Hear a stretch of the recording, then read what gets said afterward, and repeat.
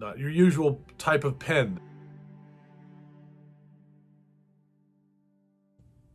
I'm Saul, and I write and illustrate ghost stories. Hit the like button and the subscribe notification bell so whenever I come haunting you next, you'll be the first to see it. This is Often Haunted, episode 4. I'm going to share with you a piece of artwork, and I'm going to read this story. So, let's get into it. Today's piece, it was kind of a breakthrough for me in terms of my technique and some things I learned about the medium. I've been working on ink for years and years, and this one I did just this last October. I used the dipping fountain pen, and this is not your usual type of pen. You're constantly running out of ink. You've got to replenish. So keep that in mind when you see the piece I'm about to share with you. And that piece is titled Werewolf Sighting. You can see like the amount of detail in this, the layers of darkness. As you may or may not know, with ink, the light is negative space. So you really gotta plan right. You want all the lighting to just fall on the right places and just retain that kind of blinding elegance wherever you choose to bestow it in the piece. And the shadows are really where the work comes in. So, as you might imagine, the darkest places have the most amount of layered ink. A piece like this is a constant balancing act between light and shadow, layered ink versus, negative space, or the pieces of the paper that are left blank. This was slightly a white knuckle experience for me. If I put too much on this lamppost here in place of that white, I'm losing that. It's really a fascinating study of light and shadow when you're doing just an ink drawing. You can't really get the effortless gradation that you might with watercolor or paint. And of course, ink is constantly dealing with the point of no return. And then you get a piece like this, and it's all worth it. It's also, as you keep doing it, it's a very meditative experience. I also love the way that there's kind of an old world quality to ink drawings, and the more I do them, the more I feel like I get to go into that old world. So that is Werewolf Sighting, and I'm about to read you the story. So we'll look at that one more time. All right, so Werewolf Sighting. It was nearly 1 month since she scratched him. It was a month of mounting physical hells. He felt he was bursting at the seams with something inside. Whatever it was, it seemed desperate and craven and hungry. And it ran hot. But all the fevers ended on this cooling, moonlit night. The night was more delicious than he could have ever imagined. Oh, how can this narrator describe it to human minds?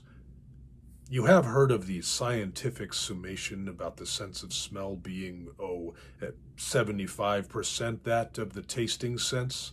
Yes? Imagine, if you will, your sense of smell sextupling. You could taste all the hundreds of sugars and spices in the night air, and catching numerous possible meals in your nostrils great distances away. Well, soon the street lamps will catch the light of your slaver. There is more virility and stamina than you ever dreamed here. It almost makes you want to sing to the moon, doesn't it?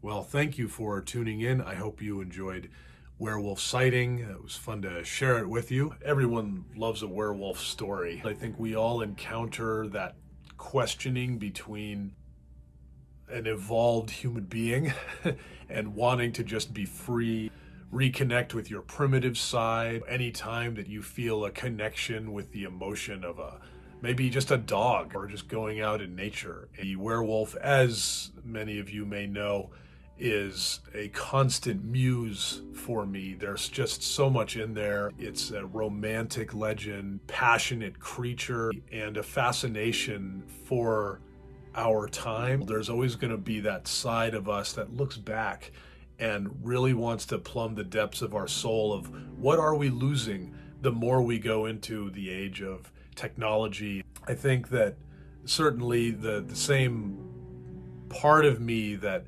keeps coming back to ink and the pen, which I feel as a kind of a connection to how things used to be. There's always, I think, a moment as I make these pieces where I just feel like it's ruined, and there's a certain degree of faith I think an artist has to have in their work and what they do. You should be constantly visualizing what's happening at any time you do the wrong thing. I used to think, yeah, whatever, but I have screwed up so many pieces doing that. Just kind of maybe having the wrong thing playing. If I had maybe a TV show playing while I was drawing versus music, and maybe the show distracted me, if I have the wrong instrumental, it might start changing the mood. So I have learned the better I get as an artist, the better I've gotten at manipulating the environment around me so that it manipulates me the right way. I think it was the Romans who actually believed that genius isn't in the person, genius is in the walls around the person. Genius is in the environment in which you create things. And it's funny because I'm not going to say that I know the answer to where genius is, but I have found when I look at that and I try to make my environment, as inspiring as possible and with as few of the wrong kinds of distractions, I guess, as possible, that has really helped my work. And I've gotten these pieces that start to surprise people who are familiar with my work, or they start to surprise me, and it's been quite a journey, and this one has definitely benefited from all the places that I've gone, and I think he's a pretty happy wolf.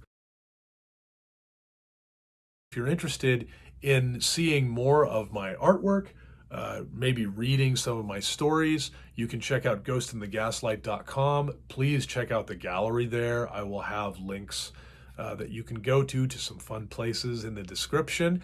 And please hit the like button, subscribe, hit the notification bell, and I will be haunting you soon. All right, well, I will see you on the next one. Take care.